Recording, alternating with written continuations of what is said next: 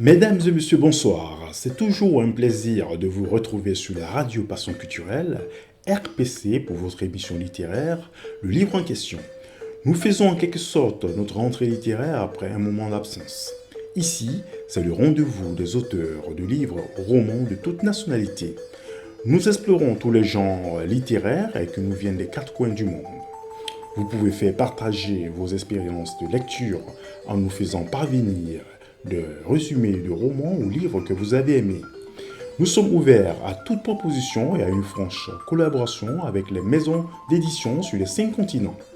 Chaque semaine, nous partageons notre passion pour la chose littéraire.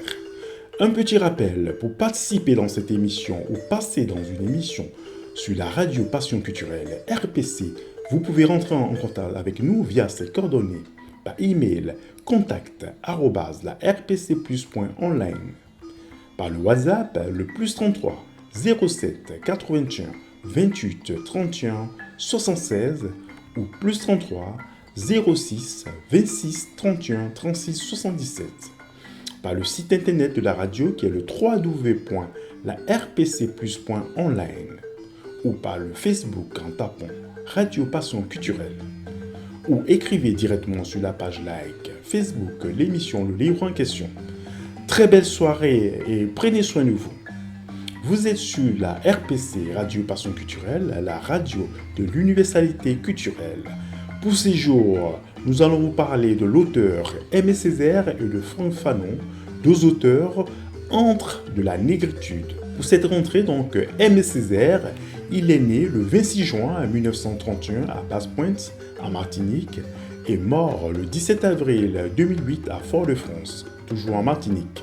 C'est un écrivain et homme politique français, à la fois poète, dramaturge, essayiste et biographe. Fondateur et représentant majeur du mouvement littéraire de la négritude avec Léopold Sédar Senghor et Léon Gontran Damas, anticolonialiste résolu, il mène en parallèle une carrière politique en tant que député de la Martinique et maire de Fort-de-France durant 56 ans consécutifs de 1945 à 2001.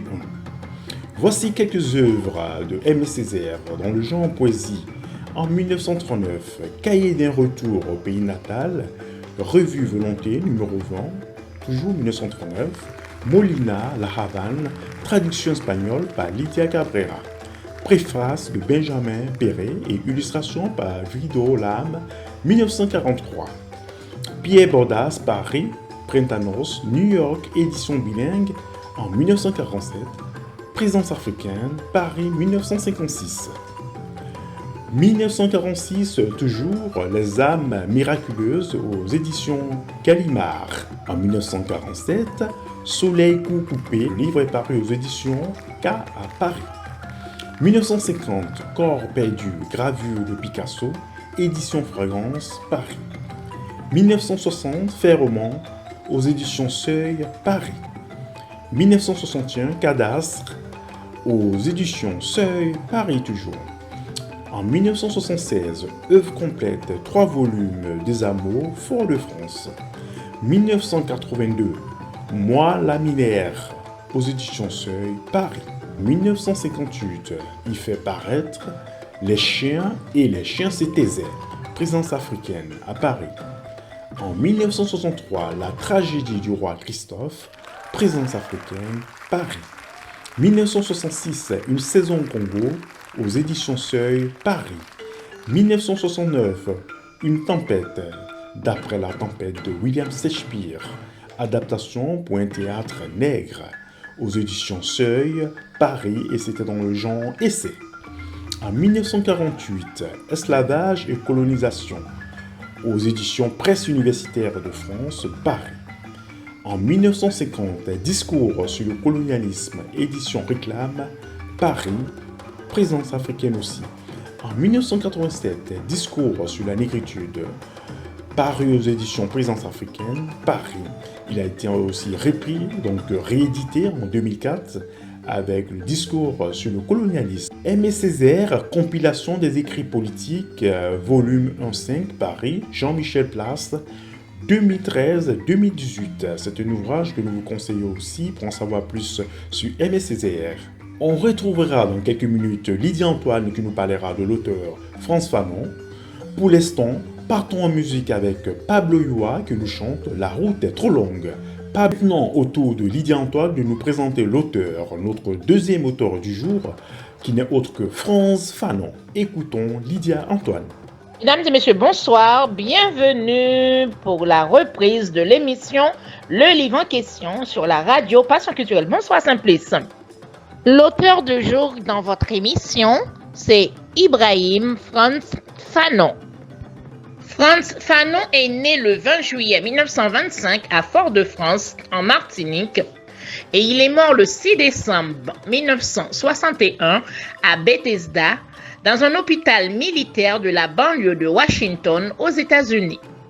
Est un psychiatre et essayiste de nationalité française, se considérant comme citoyen algérien, fortement impliqué dans la lutte pour l'indépendance de l'Algérie et dans un combat international dressant une solidarité entre frères opprimés.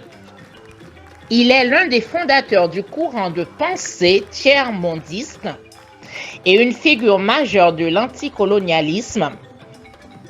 Il a inspiré les études postcoloniales. Il cherche à analyser les conséquences psychologiques de la colonisation à la fois sur le colon et sur le colonisé.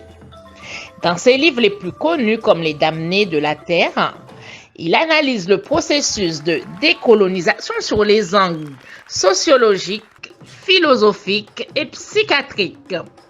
Il a également écrit des articles importants en psychiatrie. Maintenant, passons à ses ouvrages. L'œil se noie, Les mains parallèles et la conspiration, 3 pièces de théâtre inédites écrites entre 1949 et 1950. Peau noire, masque blanc 1952, Les Damnés de la Terre 1961, écrit sous l'aliénation et la liberté, la découverte, recueil d'écrits psychiatriques, articles scientifiques, thèses, articles du journal intérieur du pavillon de l'hôpital de Blida à Joinville de 1953 à 1956. Merci Simplice, c'était Lydia dans la chronique L'auteur du jour. Nous arrivons maintenant à notre rubrique L'expression de la semaine, définition d'une expression littéraire. Aujourd'hui, c'est l'expression à mots couverts. L'expression à mots couverts signifie en thème voilé, en thème moins net, avec des sous-entendus, sans tout dire franchement et ouvertement. Expression dont les origines remontent au XVIIe siècle, dont le verbe couvrir prendrait plutôt le sens de dissimulé, caché. Le mot couvert, exprimé dans ce dicton, cherche à décrire celui qui veut cacher ses intentions ou dissimuler une réalité qui risque de choquer. Dans un entretien, le ministre a critiqué à mots couverts l'attitude du Premier ministre. C'est un exemple.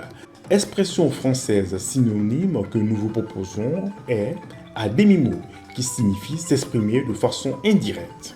Après l'expression de la semaine, nous repartons en musique avec Burnie Spear de la Jamaïque qui nous chante. Nous arrivons donc à notre rubrique en librairie, présentation de quelques livres en librairie. Voici quelques œuvres d'auteurs que vous pouvez trouver en librairie. Je tiens à préciser que ces auteurs sont déjà passés dans notre émission Le Livre en question. Successivement, nous avons Cuba, l'Odyssée médicale, auteur Jean-Jacques Seymour. La traversée de l'existence, auteur Michael Nativel. Sur la piste du dernier Masquili, auteur Daniloni. La vie chocolatée, auteur Lynn Fournier. Ma vie en action, auteur Clarisse Dadier. Dans l'univers des forces invisibles, auteur Béatrice Obi-Teki. L'Afrique libre ou la mort de Kémy Séba. Les lois ne savent pas que danser, un roman de l'auteur Black Bond. Les dernières larmes de Dieu, Alléluia Amen du journaliste et écrivain Phil Descali-Nomel, originaire de la Côte d'Ivoire. Il vit aux États-Unis d'Amérique. Et vous avez également les œuvres Trilogie africaine et Les Voiles du cœur de votre serviteur Simplice Animaux, paru aux éditions Edilivre. Nous arrivons maintenant à notre rubrique Mon coup de cœur ou mon livre coup de cœur. Les auteurs et nos chroniqueuses partagent leur expérience de lecture. Pour ce numéro, notre chroniqueuse Lucrèce Taïro nous propose son coup de cœur littéraire. Écoutons Lucrèce Taïro. Chacune dans son domaine a exercé la première une profession jusque-là réservée aux hommes. Magistrate, médecin, institutrice, mère. Dans un monde farouchement masculin, elles ont fait sauter des préjugés, essuyer des critiques. Ce livre tente de ranimer le souvenir de ces pionnières déterminées, courageuses, incroyablement en avance sur la société de leur temps. Dans l'histoire du combat des femmes pour leur émancipation, elles sont les balises sur lesquelles se construit l'avenir. Voilà ce qu'on peut lire au dos de la couverture du livre Turbulente de Géraldine Faladé. Pour ce retour sur les ondes, j'ai décidé de vous introduire à cet ouvrage paru aux éditions Présence africaine pour tout simplement partager ma vision de la Woman of Africa. Comme beaucoup, j'ai grandi avec cette vision de la femme africaine, forte et battante, ambitieuse et courageuse, qui se bat pour son avenir et celui de ses proches. Avec ce livre, l'auteur montre au monde la multitude de talents existants au sein de la gente féminine africaine, une génération inspirante et sur laquelle prendre exemple. Après Lucrèce, nous retrouvons Dany Loni pour son coup de cœur littéraire pour ce vendredi. Écoutons Dany Loni. Bienvenue à tous, vous qui êtes à l'écoute pour votre rendez-vous littéraire animé par Simplice Animaux. Mon coup de cœur littéraire est consacré au roman Peau noire, masque blanc, dont l'auteur est Frantz Fanon. Frantz Fanon est né à Fort-de-France. Médecin-chef de l'hôpital psychiatrique de Blida, il est expulsé d'Algérie en 1957 et s'installe à Tunis, où il reste lié avec les dirigeants du GPRA. Il meurt à New York en 1961 après avoir publié 2 autres ouvrages consacrés à la révolution algérienne et à la décolonisation. Découvrons l'auteur de Peau noire, masque blanc, qui est paru aux éditions du Seuil en septembre 1995. Ses parents sont issus d'esclaves ramenés d'Afrique. Il est un afrodescendant. L'auteur est le 5e enfant de la fratrie avec 7 frères et sœurs. Sa famille, afro-caribéenne, est métissée. Frantz Fanon se sent mal dans cette assimilation européenne qui veut que l'on fasse la différence entre les noirs, plus ou moins clairs ou foncés. La colorimétrie à laquelle on attache une importance dans les familles, et cela, il ne le supporte pas. Son instruction se passe au lycée Victor Schœlcher de Fort-de-France, où il a comme professeur Aimé Césaire. Frantz Fanon est une figure majeure de l'anticolonialisme. Il a été l'inspirateur d'études postcoloniales et ses analyses sur les conséquences psychologiques de la colonisation, tant sur le colon que sur le colonisé, sont reconnues. Dans son livre « Les damnés de la terre », préfacé par Jean-Paul Sartre, il a servi et continue d'inspirer des générations de militants anticolonialistes. Au regard de l'introduction faite par l'auteur, l'ouvrage est un essai, une étude clinique. L'architecture du présent travail se situe dans la temporalité.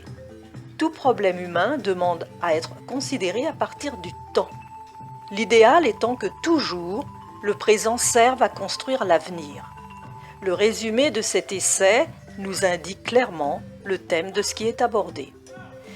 La décolonisation faite, cet essai de compréhension du rapport noir-blanc, garde toute sa valeur prophétique, car le racisme, malgré les horreurs dont il a comblé le monde, reste un problème d'avenir. Il est ici abordé et combattu de front, avec toutes les ressources des sciences de l'homme et avec la passion de celui qui allait devenir un maître à penser pour beaucoup d'intellectuels du tiers-monde. Extrait. Extrait de la partie introduction. Le noir est un homme noir, c'est-à-dire qu'à la faveur d'une série d'aberrations affectives, il s'est établi au sein d'un univers dont il faudra bien le sortir. Le problème est d'importance. Nous ne tendons à rien de moins qu'à libérer l'homme de couleur de lui-même. Nous irons très lentement, car il y a 2 camps, le blanc et le noir. Nous n'aurons aucune pitié pour les anciens gouverneurs, pour les anciens missionnaires. Pour nous, celui qui adore les nègres est aussi malade que celui qui les exècre. Inversement, le noir qui veut blanchir sa race est aussi malheureux que celui qui prêche la haine du blanc. Le noir veut être blanc. Le blanc s'acharne à réaliser une condition d'homme. Le blanc est enfermé dans sa blancheur, le noir dans sa noirceur. Page 16. Dans un groupe de jeunes Antillais, celui qui s'exprime bien, qui possède la maîtrise de la langue, est excessivement craint. Il faut faire attention à lui, c'est un quasi-blanc. En France, on dit parler comme un livre. En Martinique, on dit parler comme un blanc. Page 119. Les histoires de Tarzan, d'explorateurs de 12 ans, de Mickey et tous les journaux illustrés tendent à un véritable défoulement d'agressivité collective. Ce sont des journaux écrits par des blancs, destinés à de petits blancs. Or, le drame se situe ici, aux Antilles, et nous avons tout lieu de penser que la situation est analogue dans les autres colonies. Ce sont ces mêmes illustrés qui sont dévorés par les jeunes indigènes. Et le loup, le diable, le mauvais génie, le mal, le sauvage sont toujours représentés par un nègre ou un indien. Et comme il y a toujours identification avec le vainqueur, le petit nègre se fait explorateur, aventurier, missionnaire, qui risque d'être mangé par les méchants nègres aussi facilement que le petit blanc. On nous dira que cela n'est pas très important, mais c'est qu'on n'aura point réfléchi sur le rôle de ces illustrés. Page 120. Aux Antilles, le jeune noir, qui à l'école ne cesse de répéter « nos pères les Gaulois », s'identifie à l'explorateur, au civilisateur, au blanc qui apporte la vérité aux sauvages, une vérité toute blanche. Il y a identification, c'est-à-dire que le jeune noir adopte subjectivement une attitude de blanc. Il charge le héros, qui est blanc, de toute son agressivité, laquelle, à cet âge, s'apparente étroitement à l'oblativité, une oblativité chargée de sadisme. Un enfant de 8 ans, offrant quelque chose, même à une grande personne, ne saurait tolérer de refus. Peu à peu, on voit se former et cristalliser chez le jeune Antillais une attitude, une habitude de penser et de voir qui sont essentiellement blanches. Page 121. Le noir, dans la mesure où il reste chez lui, réalise à peu de choses près le destin du petit blanc. Mais qu'il aille en Europe, il aura à repenser son sort. Car le nègre en France, dans son pays, se sentira différent des autres. On a vite dit « le nègre s'infériorise ». La vérité est qu'on l'infériorise. Le jeune Antillais est un Français appelé à tout instant à vivre avec des compatriotes blancs. Or, la famille antillaise n'entretient pratiquement aucun rapport avec la structure nationale, c'est-à-dire française, européenne. L'Antillais doit alors choisir entre sa famille et la société européenne, autrement dit, l'individu qui monte vers la société, la blanche, la civilisée, tend à rejeter la famille, la noire, la sauvage, sur le plan de l'imaginaire, en rapport avec les Erlebnis infantiles que nous avons décrites précédemment. Mon avis sur cet ouvrage. Cet essai est à replacer dans son contexte, celui d'une époque où le réveil de la communauté noire de par le monde ne s'était pas encore fait sentir.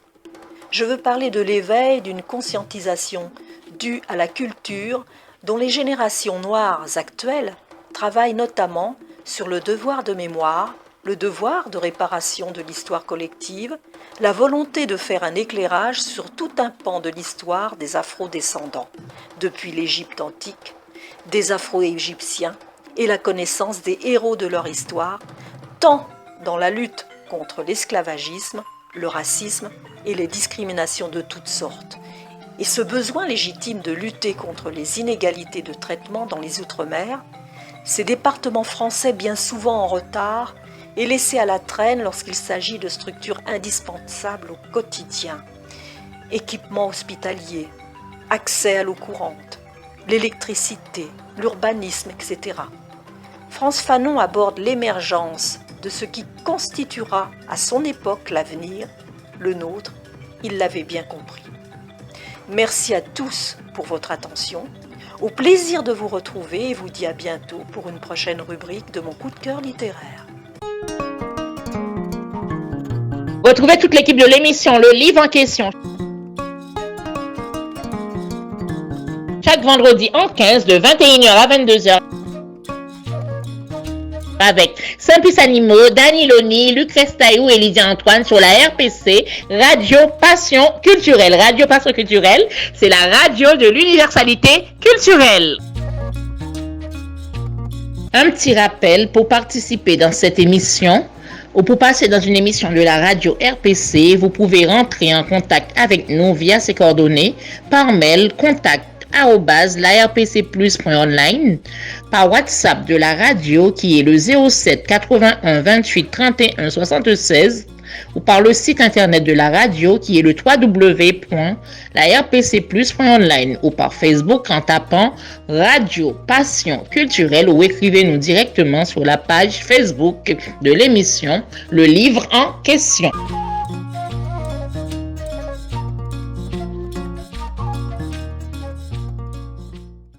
Mon coup de cœur littéraire d'aujourd'hui est consacré au roman Magnitude 7.3, dont l'auteur est Tinan Leroy, paru aux éditions Alma en 2011. Tinan Leroy est né en 1979 et décédé en octobre 2014. Après avoir enseigné la physique-chimie, il était musicien, chorégraphe et professeur de salsa. Il n'a même pas 5 ans lorsqu'il débarque à Roissy, parmi d'autres enfants haïtiens adoptés par des familles françaises. Nous sommes en 1984. Tinan ne comprend pas qui est cette femme blanche qui le serre dans ses bras. Il ne sait pas dans quel pays il est, ce qu'il fait ici. Le petit garçon est complètement déboussolé, dépaysé. Mais il comprend vite qu'il ne reverra plus sa maman restée en Haïti. L'histoire d'un enfant déraciné, aujourd'hui devenu un adulte. Découvrons ensemble l'auteur de Magnitude 7.3, qui est donc paru aux éditions Alma le 13 octobre 2011. De parents haïtiens, dans la ville de Bombardopolis, dans une famille modeste, il a ensuite été adopté en 1984 à l'âge de 4 ans par une mère française, célibataire. Pendant toute son adolescence, il a éprouvé le besoin de trouver le chemin de ses origines. En 2002, il part en Haïti. Là, il retrouve sa famille biologique et notamment sa mère, dont l'amour est resté intact comme au premier jour. Dixit, l'auteur. Il a découvert la réalité sur son adoption, très différente de ce à quoi il croyait. Il pensait que sa mère l'avait abandonné par faute de moyens pour subvenir à ses besoins. Or, elle l'avait simplement placé dans un établissement qu'on appelle une crèche, où les enfants étaient gardés pour une durée déterminée le temps que les mamans réussissent à améliorer leur situation financière. Et lorsque sa maman est venue le rechercher, il n'était plus là, disparu. Il avait été adopté par une famille française qui, elle, pensait avoir fait les choses en règle. Suite à cela, il a rencontré les mamans des autres enfants, une quarantaine qui étaient présents dans cette crèche, qui tous ont disparu. Ces mamans ont placé un énorme espoir sur lui pour pouvoir les aider à retrouver leurs enfants. Il était devenu le lien avec l'Occident. La 4e de couverture de Magnitude 7.3. Le résumé. Paris, Haïti, l'adoption, l'abandon, 2 mères, 2 familles, 2 langues, 2 douleurs. Comment se construire à travers les chocs émotionnels et les secousses de la vie? Christophe Leroy subit ces traumatismes dévastateurs dont naîtra Tinan Leroy, un autre lui-même. À la fois acteur et spectateur, impliqué et détaché, ému et distant, Tinan Leroy a les accents de celui qui a traversé la ligne de feu. Il découvre un pays, une culture et la vie difficile qui est le quotidien des siens. Il se fond dans l'amour de ses sœurs, cousins, cousines, oncles, tantes, grand-mères, jusqu'à retrouver sa mère et connaître les conditions qui ont mené à son adoption. À cette nouvelle famille et ce nouveau pays, il donne sans compter tout son amour, son énergie, son aide, sa joie. Mais peu à peu, ce monde idéal se lézarde et la réalité fait s'effondrer son rêve par pans entiers. Tinan a 4 ans et demi lorsqu'il découvre le sol français. Il vient d'être adopté. 18 ans plus tard, il part pour Haïti rencontrer sa famille. À la joie immense de retrouver sa mère et toute sa parentèle, s'ajoute la découverte d'un pays, d'une culture et d'une langue qu'il tente de se réapproprier. Mais comment vivre en étant de deux mondes? Comment admettre que si l'amour des siens en France lui semble corrompu, en Haïti, il apparaît souvent dénaturé par l'égoïsme ou l'intérêt? Avec beaucoup de pudeur et une grande lucidité, Tinan raconte ce voyage, cet apprentissage, le mélange d'enthousiasme et de doute au terme duquel il affirme son identité. Plus qu'un pays, il s'appartient à lui-même et son avenir. Son avenir, il le construira loin des mensonges, quel qu'en soit le prix. Extrait du roman Histoire d'une adoption, page 9. 29 mai 1984. Un Boeing atterrit à l'aéroport de Roissy en provenance de Port-au-Prince, la capitale d'Haïti. La pluie tombe et il fait froid. Un groupe d'une quarantaine d'enfants sort de l'avion. Parmi eux, un petit garçon de 4 ans et demi nommé Manassé, aussi déboussolé que tous les autres, fait ses premiers pas sur le sol français. Il ne sait pas où il est, ce qu'il y fait. Il sait seulement que cet endroit ne ressemble en rien à sa terre natale. Tout lui semble étrange et hostile. Cette tribu de oreilles, les blancs, entre parenthèses, qui s'agitent partout autour de lui, ces véhicules impressionnants, ces bâtiments gigantesques, ce climat froid et pluvieux. Troublé, dépaysé, il s'arrête. Soudain, une femme blanche d'une trentaine d'années accourt et se jette à ses pieds avec un sourire immense mêlé de larmes. Elle le serre si fort dans ses bras qu'il se sent étouffé. Elle le regarde avec un bonheur et une fierté inouïe. Elle semble encore plus heureuse qu'une femme qui vient de mettre au monde un bébé. Manassé, c'est moi, et cette femme, c'est ma nouvelle maman. En fait, elle est simplement ma maman, puisqu'à partir de ce jour, c'est elle qui m'élève avec tout l'amour et toute l'attention qu'une mère peut donner à son enfant. Elle me rebaptise Christophe Leroy, soucieuse de mon intégration en France, qu'elle souhaite la plus rapide possible. Je conserve le souvenir, de plus en plus flou au fil des ans, de mon grand frère Oméga et de ma mère naturelle, Ilasia. C'est ainsi que je me rappelle, ou plutôt que j'imagine mes premiers pas en France. Page 11. Durant mon adolescence, la question de mes origines, de mon passé, de ma famille biologique me préoccupe de plus en plus. Ma mère adoptive ne m'a jamais empêché de faire des démarches pour retrouver mes racines. Pourtant, mes recherches auprès des ambassades, des consulats, de la DAS et de tous les organismes officiels n'aboutissent pas. Les années passent.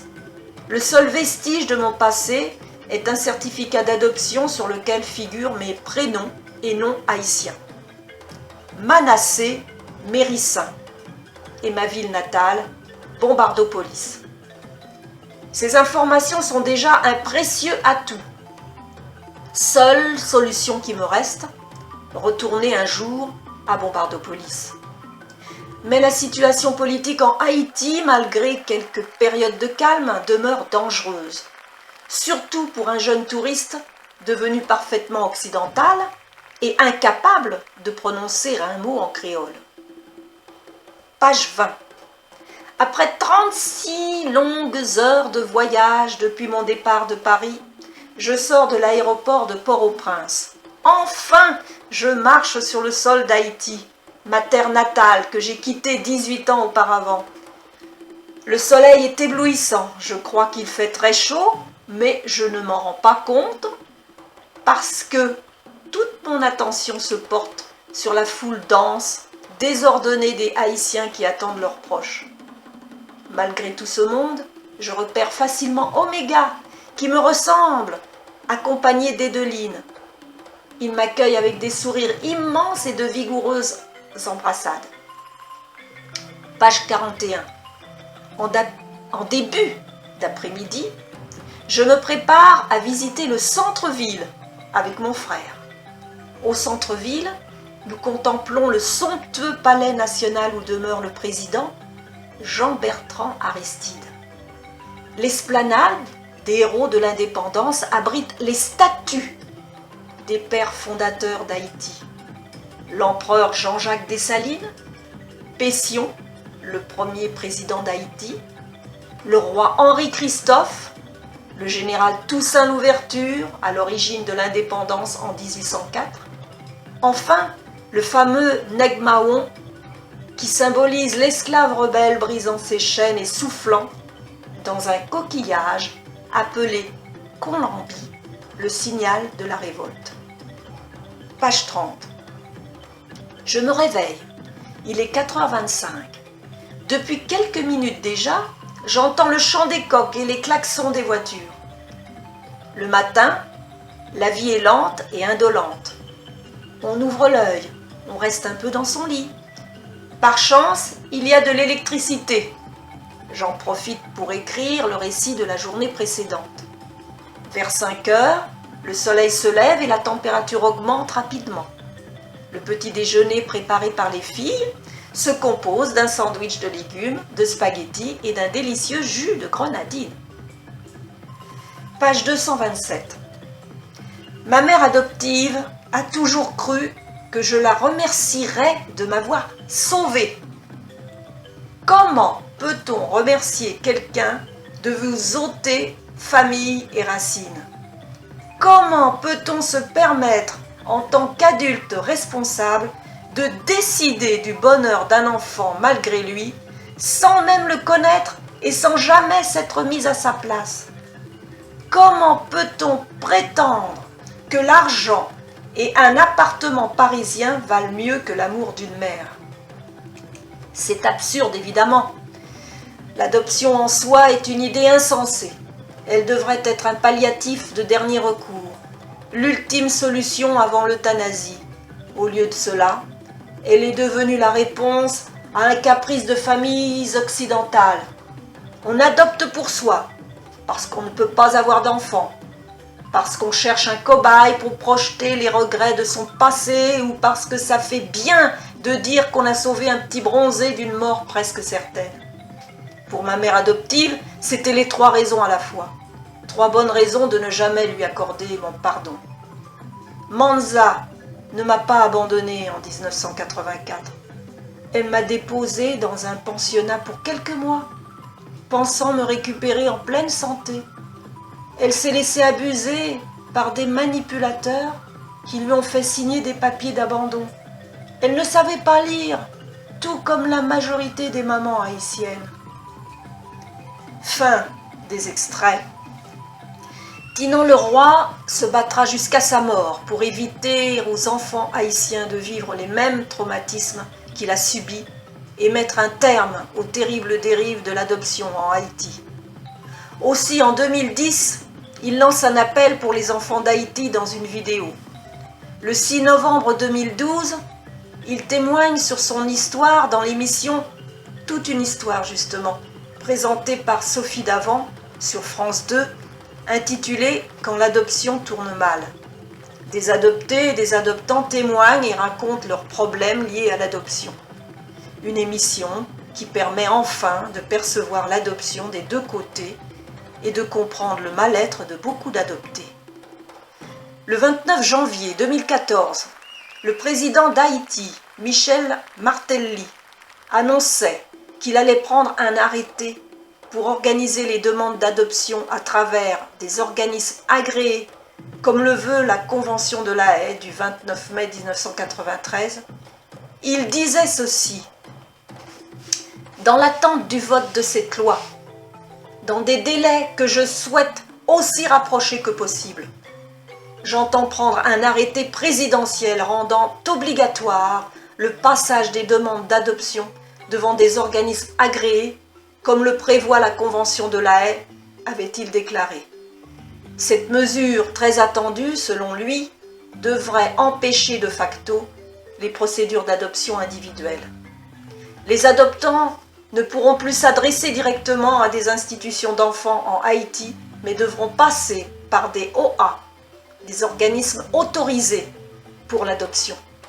On peut lire dans le journal RFI, je cite, « Une décision qui devrait mettre un peu d'ordre dans les procédures gelées depuis le séisme de janvier 2010. » Mon avis sur cet ouvrage que j'ai intitulé « À la recherche de soi-même ». Ce livre permet au lecteur de mieux comprendre ce que vivent les personnes qui ont été adoptées, ce qu'ils ressentent, ce qu'ils espèrent en grandissant. Il est écrit par un adopté lui-même, ce qui en fait un ouvrage unique. Rien n'est caché au lecteur. Le long périple des retrouvailles de sa famille et de son pays d'origine est décrit d'une façon naturelle, émouvante, sans détour. L'amour des siens prend toute sa dimension lorsque celui qui avait disparu et qui n'a pas été oublié est retrouvé.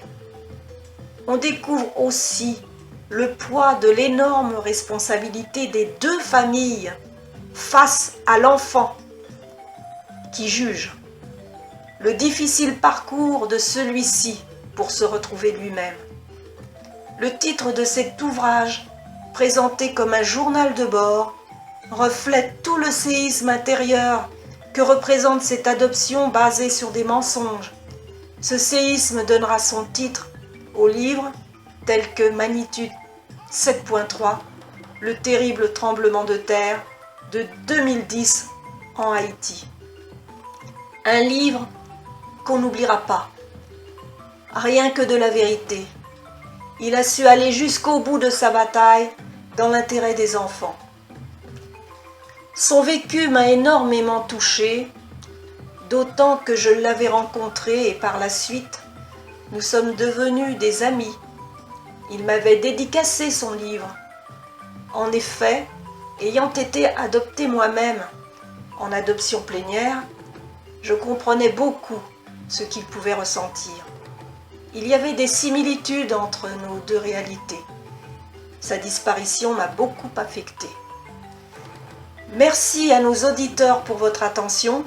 C'était un plaisir de vous retrouver et vous dis à bientôt pour une prochaine rubrique de l'émission littéraire, le livre en question. À bientôt. Après notre chroniqueuse Danieloni, petite pause musicale avec Carl Ozzy, un artiste originaire de la Côte d'Ivoire, auxiliaire de justice et il est aussi passionné de musique.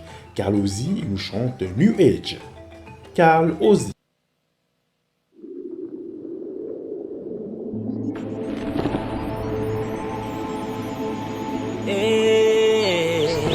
New age, so much fire, but it's done our wings.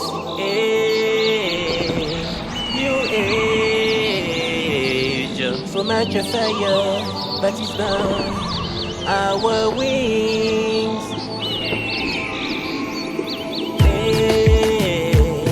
New age, so much fire, but it's done our wings. New age, so much fire, but it's done our wings.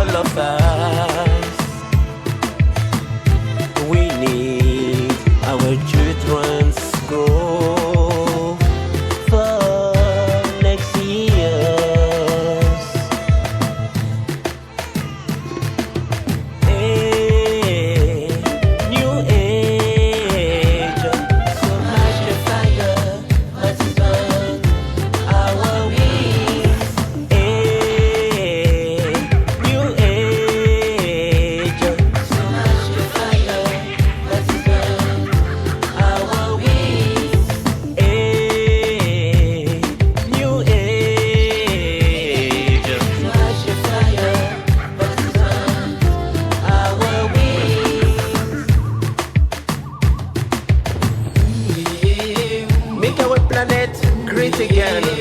All the ways erased. We need a page with new colors.